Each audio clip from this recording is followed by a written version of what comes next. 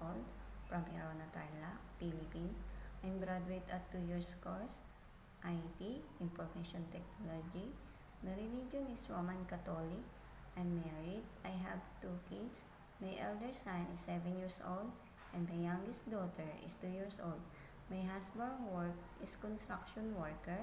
My previous work is all around housemaid in the Philippines at 2 years contract, including 1 couple and 2 kids, 1 3 years old and 15 years old.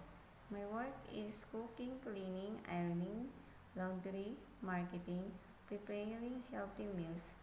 The youngest kids, but the kids playing with them, dress up every day, and many more. To my future employment, ma'am and sir, if give me a chance to work with you, you can trust me. I'm alone, patient, and trustworthy, dedicated to my work.